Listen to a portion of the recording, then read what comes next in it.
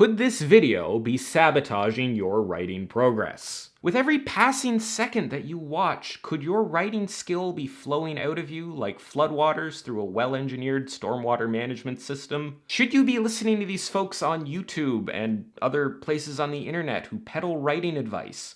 Are these writing gurus sabotaging you and your writerly colleagues? I will never call myself a writing guru. But I am in this space, so I think addressing this question is important. Before we get into this, I will say that this video is not about calling out any specific creators, except maybe me. I'm not going to be saying so-and-so is bad or so-and-so is good or whatever. That's not the point of this video. I don't even think I mentioned any other creators in it, so if that's what you were expecting this to be, I'm sorry, it's not that. The fact is, and I've talked about this before, I don't watch a ton of writing advice content from other creators. Not because I think they're bad. I think a lot of them are actually really great. It's just that this is work for me, so when I watch YouTube, I want to focus on more relaxing topics, things like antibiotic-resistant bacteria, World War II, or British people making food, stuff that doesn't feel like work, stuff that's relaxing. I'll also start out by saying I've become a bit disillusioned with the educational, informational content creation space recently, even though I haven't diminished my efforts in that space at all. Not because of the quality or the utility of the information that gets shared in this space, but more so because of the effect that this type of content can have on certain types of people. I think there is, for the wrong person, a very negative effect of consuming educational content or too much of it. So on YouTube and other platforms, there's all kinds of content that gives you information about how to do stuff. If you want to write a novel, there's all kinds of videos out there that will give you advice on how to write a novel. All of these videos or blogs or other mediums that are on the internet, they all give you information. Information is a very specific thing. And we're living in an age where we are drowning in information. You can spend days, months, years of your life doing nothing but gathering and consuming more information about whatever topic you're interested in. I mean, I post 3 new videos every week, so make sure you're subscribed. And this is, I think, the main problem with the information/educational space. Not that the information provided is bad, but that a person can delude themselves into thinking they're making progress when all they're doing is just consuming more information. Delude? Did I say that right? Information is stuff you can read or watch. It's what you're getting when you watch this video. Knowledge is the skill you gain through application. You can watch millions of hours of writing information content, but your skills will not improve because you haven't applied any of it. You've gained a bunch of information, but you haven't actually gained any knowledge. You haven't gained any skill. There's a probably not insignificant part of this audience and the audience on YouTube in general who is living in this sort of fantasy world where they really, really want to write a novel and they're watching all of these videos about writing novels, but they're not actually spending any effort to write anything. And they think that maybe after watching the next video, that will give them the missing piece of information that will finally get them started. Now, I'm not trying to diss those people or throw shade on them because I was that person for years. On various interests and various different disciplines, spend a lot of time watching and reading and gathering information without actually taking any action.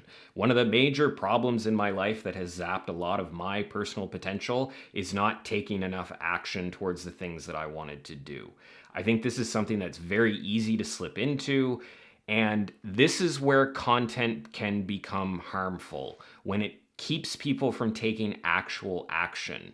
And creators have very little incentive to stop this because the last thing I or any other creator wants is their audience to learn everything about a subject and then not require any more information because then they stop watching. I think there are some creators not necessarily in the writing space, but in other spaces, who are very predatory about this and do things actively to keep people from taking action. But I think that is a very small minority of creators. I think most creators just aren't aware of this or don't really think about it or actively try to encourage their audience away from it. But it's such a tough thing to handle. Now, does this mean that watching content is harmful and that you should stop? Not necessarily.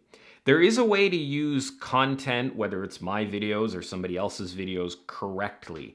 And when you do this, watching content actually provides a benefit. And this benefit can come regardless of the quality of the information presented, which is another thing I want to talk about, which we're going to talk about in a minute. If you watch these videos, you should have a regular writing practice that goes alongside them.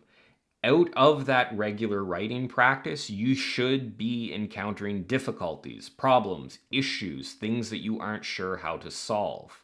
When I give you a tip about something and you connect it with a problem in your writing and you go, oh, that's a way to potentially fix that, and then you go off and incorporate that into your practice, that's when informational content is providing you with actual value. This could be something that you know is a problem, or it could be something that you didn't realize was a problem, but when you take in the new information from me and apply it to your writing, you suddenly see the problem and you're able to fix it. That is how you transfer informational content into knowledge or skill. Now, with writing, this is kind of a tough thing to do.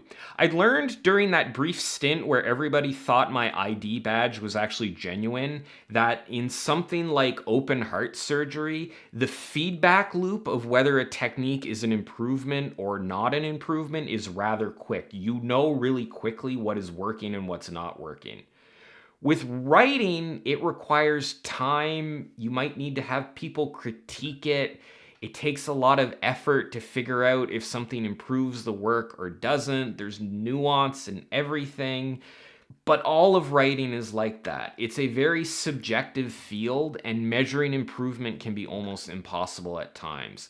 And the time scale of applying something like a big idea about plot or character to something like a novel could take like a year or more just to write the thing before you know if something actually works. That's just the nature of writing. Whatever information you gather, whether it's from me or another creator or from your critique partners, knowing whether or not you should follow it or whether or not implementing that idea is an improvement is something that takes a massive amount of time to figure out. Now, this does not mean that you should blindly be following everything that I or anyone else on the internet tells you to do. For the love of suffering Jesus or Buddha or whoever, don't blindly follow what people on the internet tell you to do.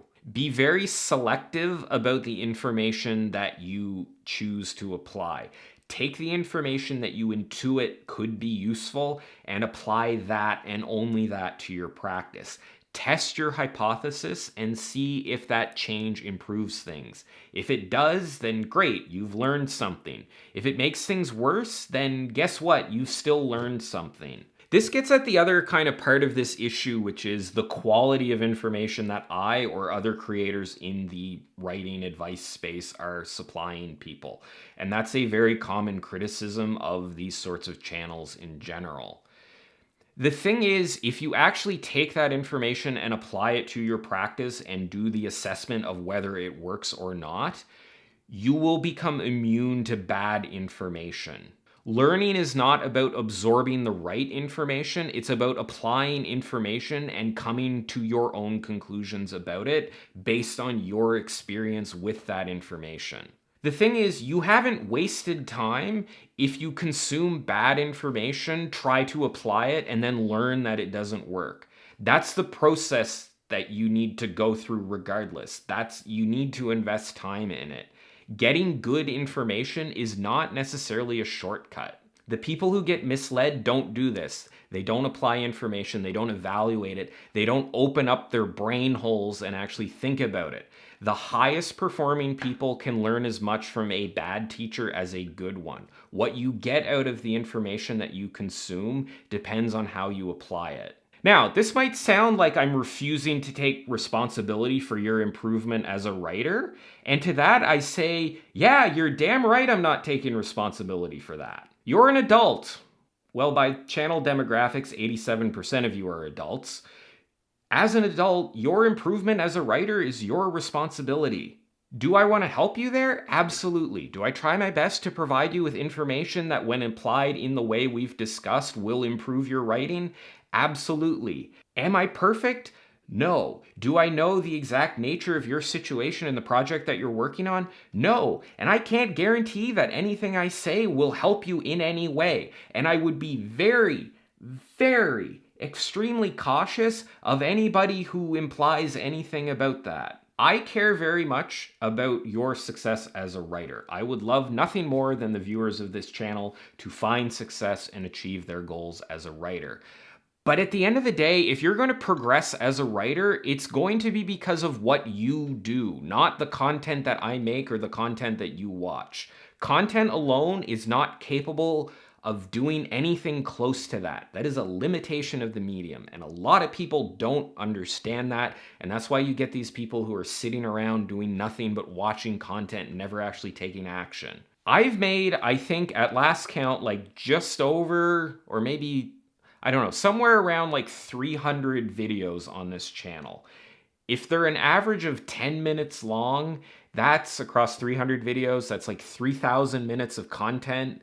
So I think if I'm doing the math on the spot correctly, that's like 50-ish hours of content in total. The amount of time that you need to spend to get a novel good is probably a few thousand hours. 50 hours is like a couple of good weeks of work on a novel, maybe. My point is that if you want to get good at writing, the magnitude of the work that needs to be done is so much bigger than just watching this content.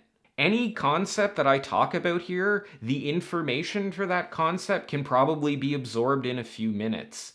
The application and the skill and actually implanting that knowledge and that understanding in your brain probably takes dozens of hours of practice. My point here ultimately is if you want to get good, 99% of what you're going to do is not watching content. So let's circle back to the main question here. Is the YouTube writing sphere having a negative impact on writers?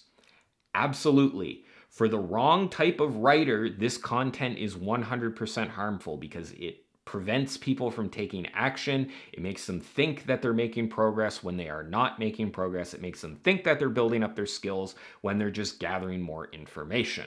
For the wrong type of person, for the wrong type of writer, this stuff is 100% harmful. But the difference between a writer who's hurt by this content and one who isn't has nothing to do with the content that they watch. It is the attitude and the application of the information inside the content that matters. You can approach anything with the mindset of learning and gaining knowledge, or you can sit back and expect to have your hand held and be spoon-fed everything you need to know and be told exactly the steps that you should take and that you should just blindly follow those steps without ever getting off your ass and actually trying anything. I'm sorry that sounded harsher than I meant it to.